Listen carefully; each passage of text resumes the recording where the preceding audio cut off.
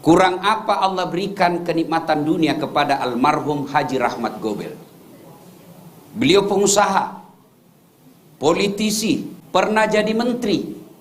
Tapi ternyata Allah kalau sudah mengatakan kembali, pulang, tidak bisa ditunda.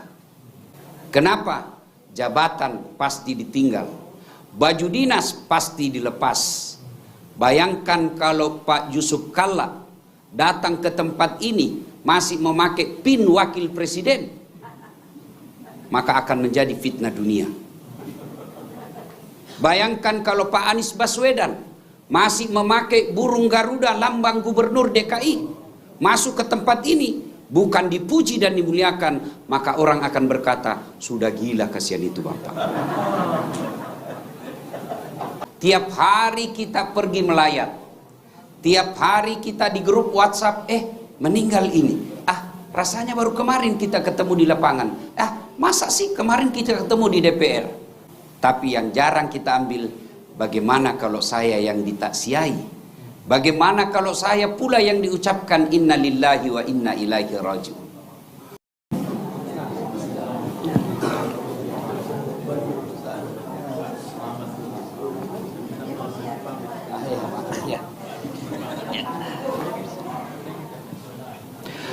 Assalamualaikum warahmatullahi wabarakatuh.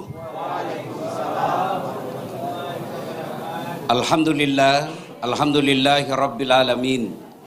Wabihi nasta'inu ala umurid dunya waddin. Ashhadu an la ilaha illallah wa ashhadu anna muhammadan abduhu wa rasuluh. Allahumma salli ala sayyidina Muhammad wa ala alihi wa sahbihi ajma'in, amma ba'd. Faqad qala Allah subhanahu wa ta'ala fi kitabil karim, bismillahirrahmanirrahim, ya ayyuhalladzina amanu taqullaha haqqa tuqatih wa la tamutunna illa wa antum muslimun. Wahai orang-orang yang beriman, bertakwalah kalian kepada Allah dengan sebenar-benarnya takwa, dan janganlah kalian mati kecuali dalam keadaan beragama Islam.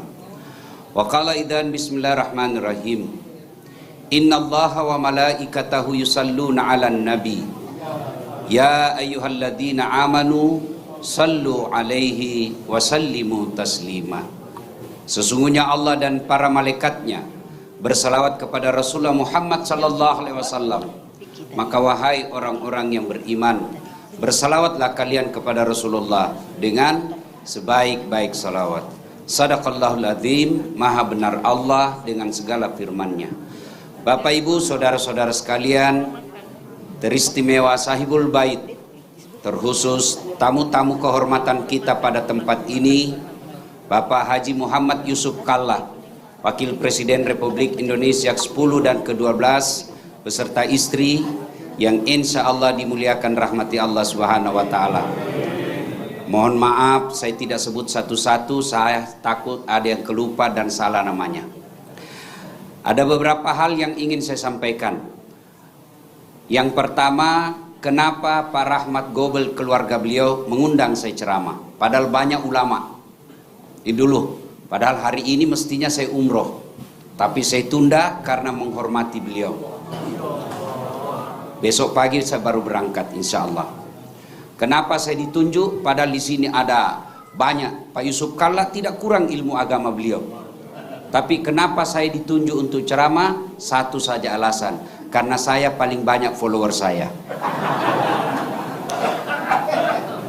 Yang kedua, Bapak Ibu saudara-saudara sekalian, kita berkumpul di sini bukan untuk melawan takdir. Kita berkumpul di sini karena ingin mengambil iktibar dari kematian itu. Karena Nabi menjelaskan, cukuplah kematian menjadi nasihat buat kalian. Yang jadi masalah, tiap hari kita pergi melayat, tiap hari kita di grup WhatsApp, meninggal ini. Rasanya baru kemarin kita ketemu di lapangan. Masa sih kemarin kita ketemu di DPR?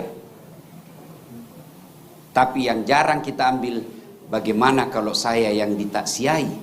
Bagaimana kalau saya pula yang diucapkan inna lillahi wa inna ilaihi raji'un?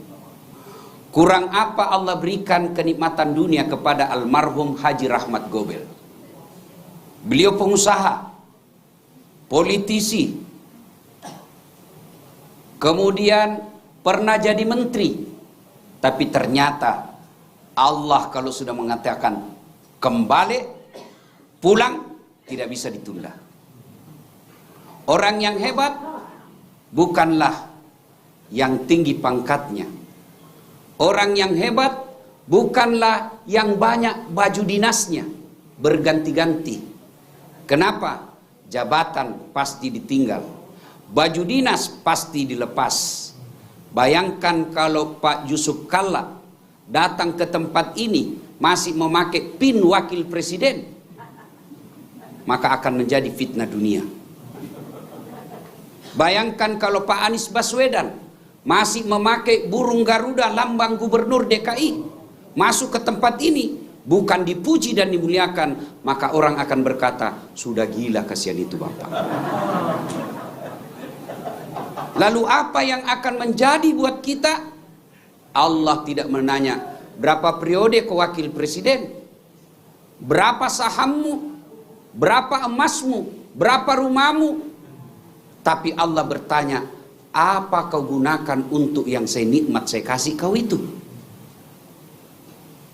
Dunia bukanlah dosa, kaya bukan dosa, politisi bukan dosa, selebriti bukan dosa, tapi dia adalah amanah yang harus kita pikul di dunia maupun di akhirat.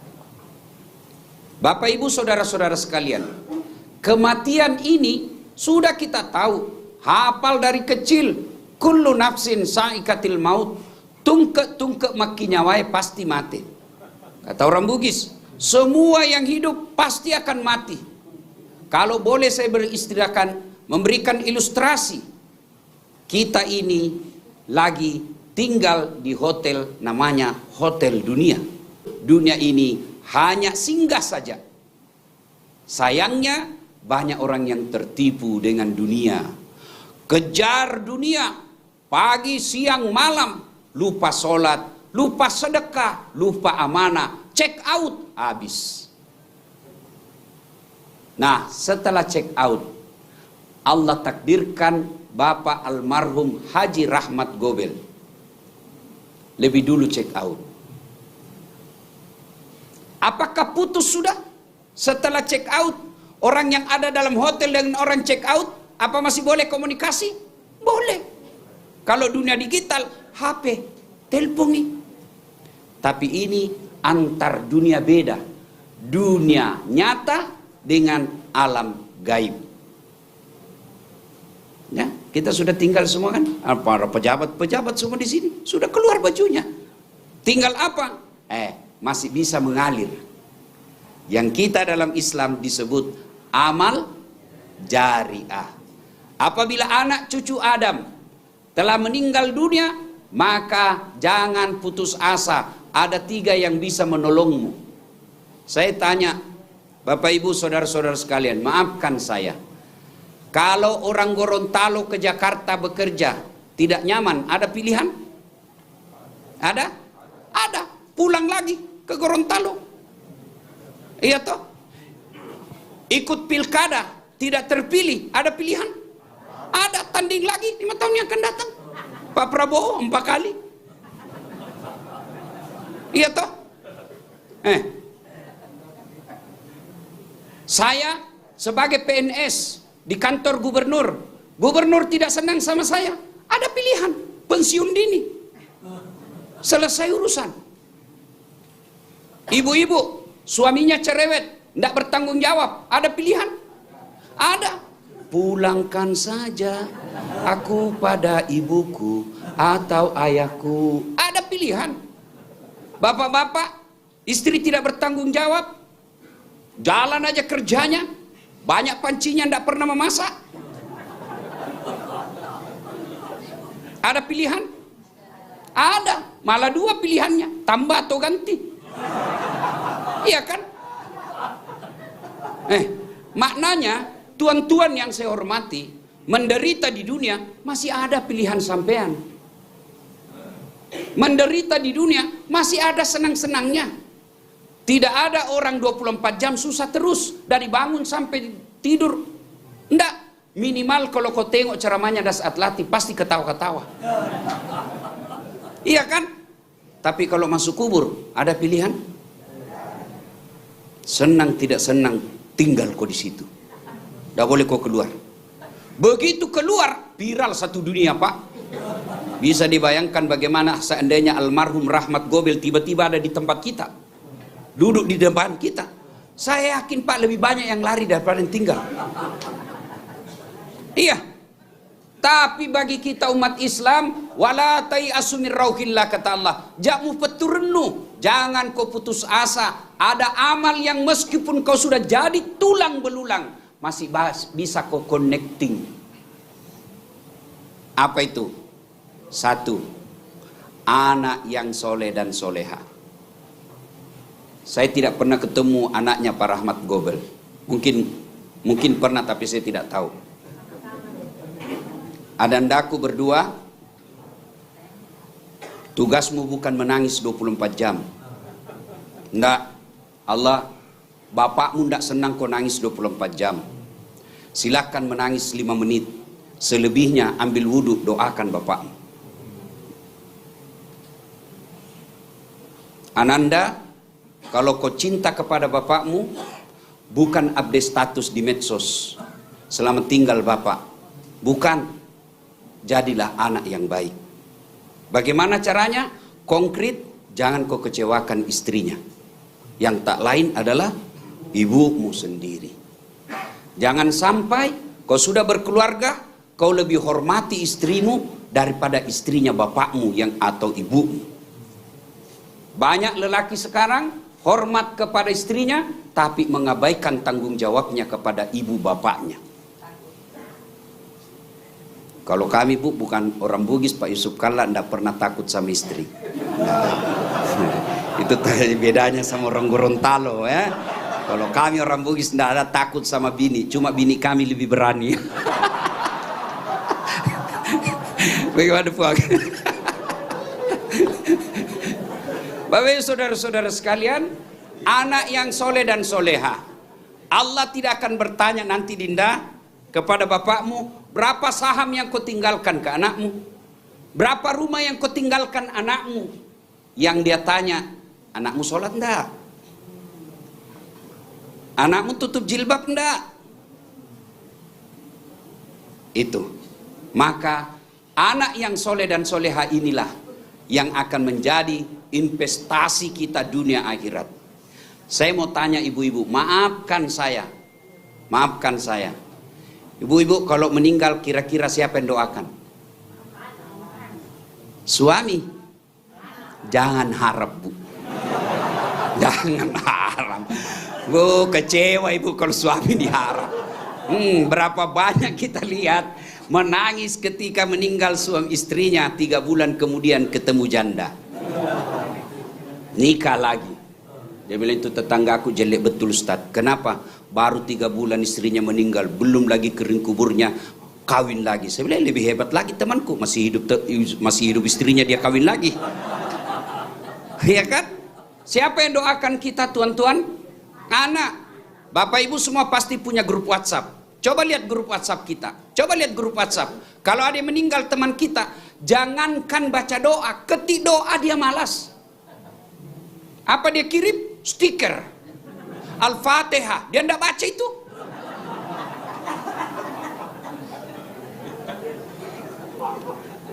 Adindaku berdua, kalau ada rezeki, dan saya yakin pasti ada, bikinkan rumah ibadah bapakmu. Ada harta yang ditinggal, sudah ada, Ustadz, jangan cukup 1, tidak seimbang dengan harta yang ditinggal. Persembahkan, makin banyak makin bagus. Sekolahkan anak yatim piatu. Kalau anaknya tidak bisa jadi hafal Quran, kau cari anak hafal Quran untuk biayai sama anaknya bapakmu itu. Anandaku, adindaku, tidak usah kau jadi ustad, berat. Cukup urus ustad. Itu sama. Jangan ketawa, saya serius ini. Nggak bapak-bapak, kalau bapak-bapak nih nggak punya anak, Allah takdirkan anak kita susah dinasehati. Jangankan anak kita kurang apa anak Nabi, nasihati tidak mempan.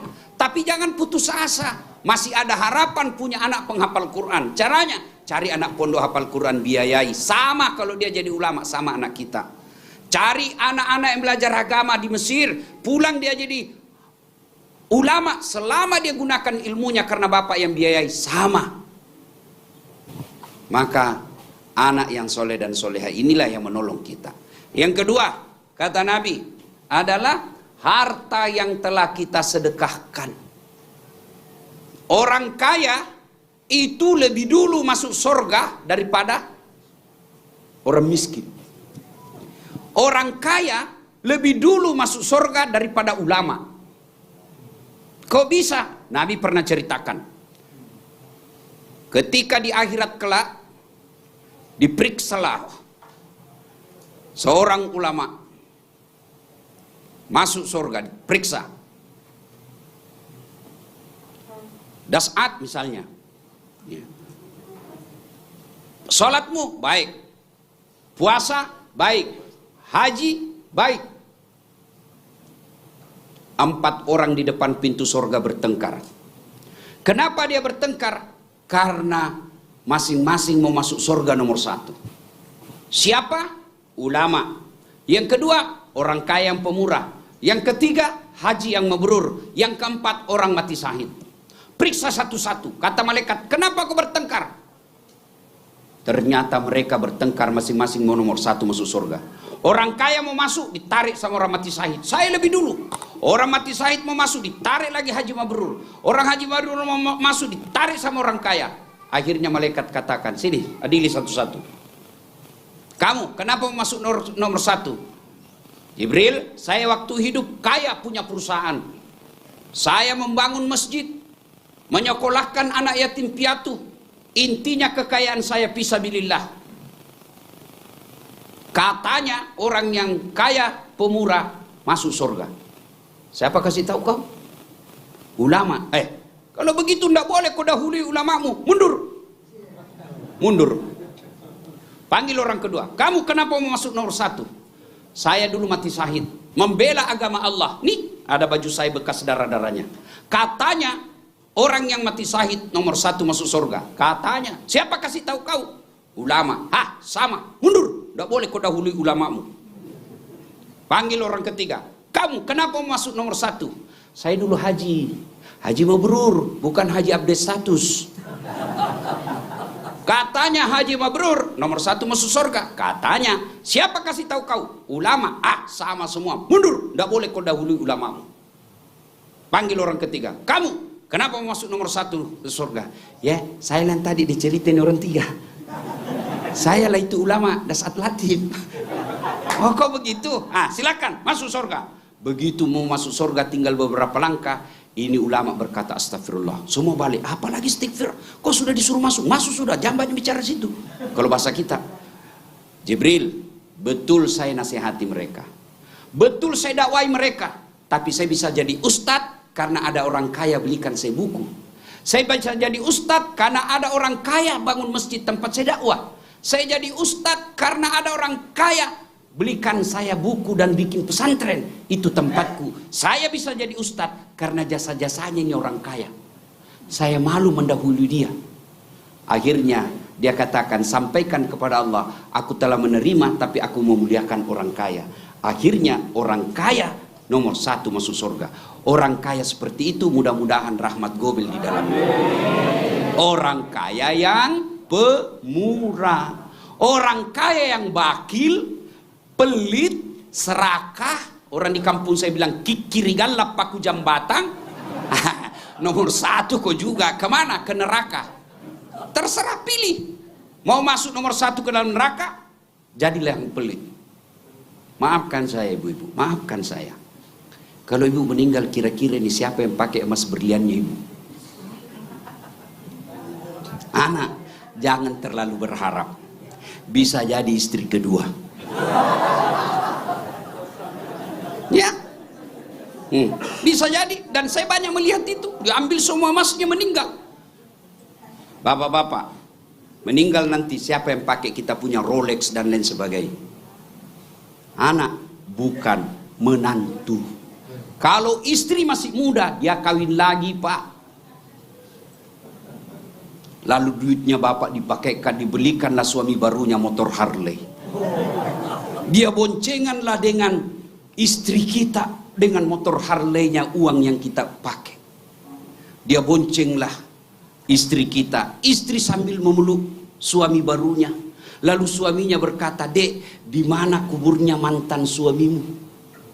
Lewatlah dia di pemakaman, karena dia peluk suami barunya, dia tidak bisa menunjuk pakai tangan, maka dia tunjuklah pakai kaki kubur kita. Di situ kuburnya suamiku. Pakai motor. Hati-hati. Hati-hati, Pak. Lebih baik uang ini kita sedekahkan. Rumah mewah seperti ini, adindaku, ajak anak-anak pesantren datang ke sini menikmati malam Jumat. Biasakan jadi tradisi mulai bulan ini, setiap malam Jumat bergantian anak pesantren undang di sini. Insya Allah bapakmu akan tersenyum. Panggil ulama datang ke sini. Jangan cuma politisi. Masya Allah, kalau ulama datang ke rumah itu deh, memuji Allah. Saya ajak masuk tadi di sini dalam hati, subhanallah, subhanallah, subhanallah. Tak henti-hentinya saya memuji Allah, rumah cantik seperti ini. Tapi kalau orang kaya dan politisi datang, paling dia datang mencela. Enggak serasi ini.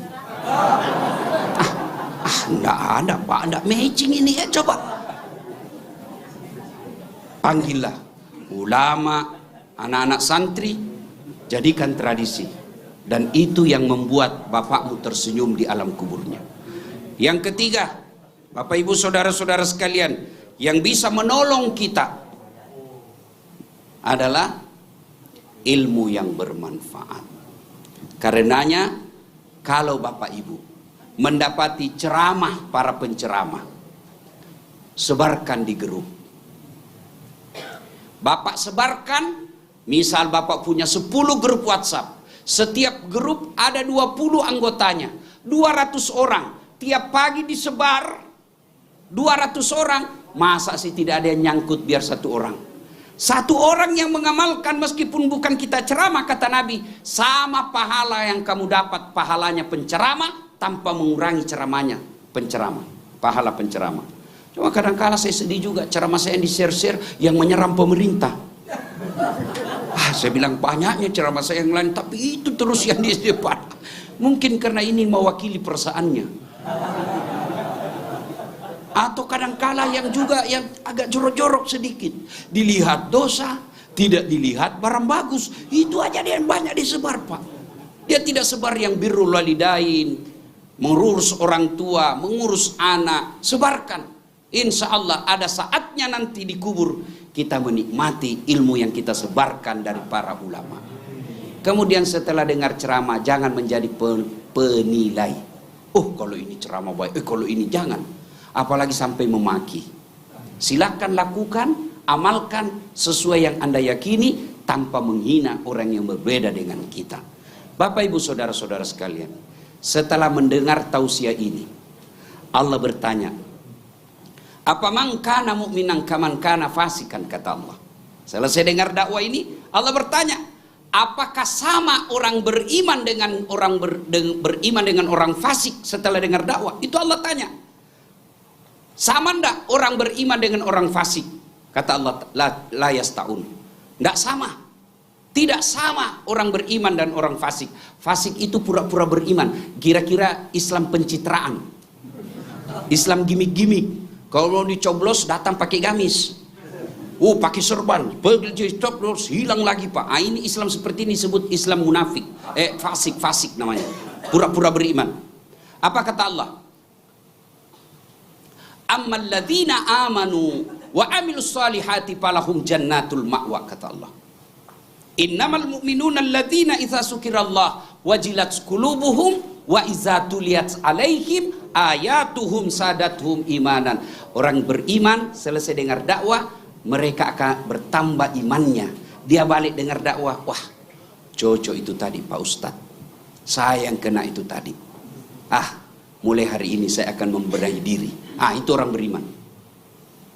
Tapi sebaliknya, kata Allah dalam Quran, wa sawa'un 'alaihim a'anzartahum am lam tunzirhum la yu'minun. Kau sampaikan ayat Allah atau tidak, kau nasihati atau tidak, sama saja mereka tidak akan beriman, bahkan mereka mencelamu.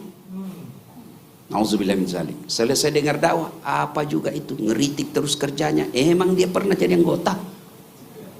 Itu orang fasik tuh, keras kepala, keras hati. Pandai juga ceramah itu. Pak Fadil, ndak usah lagi undang itu lain kali, ndak enak ceramahnya. 5 dia bahas, kita terus dia kena. Ini orang-orang yang disindir dalam Quran. Bahkan ayat berikutnya Allah jelaskan mereka lebih hina dari binatang. Kok bisa? Saya kasih contoh. Jangan marah Pak ya, jangan marah. Jangan marah. Contoh aja. Kakak saya di kampung jual beli kambing. Itu kalau ada kambingnya nakal, dia panggil penjaganya, balui, jual itu kambing. Nah, ganggu temannya. Sampai di pasar, Aji, ndak ada beli Aji. Palisui, balui. Kasih pulang. Ndak ada yang beli Aji. Kasih pulang, potong. Dagingnya jadi coto. Tulangnya jadi konro. Pipinya sop pipi. Lidahnya sop lidah. Ekornya sop kikil. Sop buntut. Kakinya sop kikil. Tanduknya perhiasan, kulitnya jadi perhiasan, semua dipakai. Kambing nakal jual. Tidak ada yang mau beli, potong.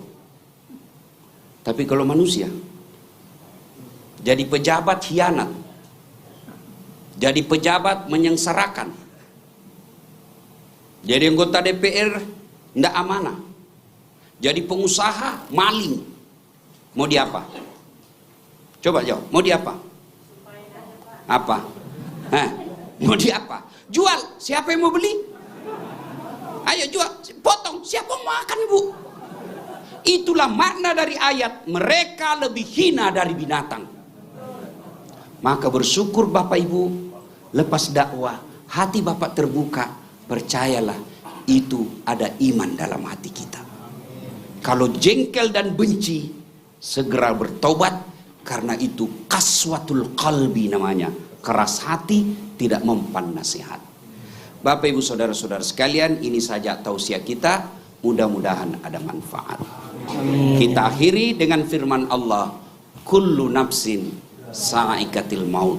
Semua yang hidup pasti akan mati. Al mautu babun, mati adalah pintu yang setiap kita pasti melewatinya.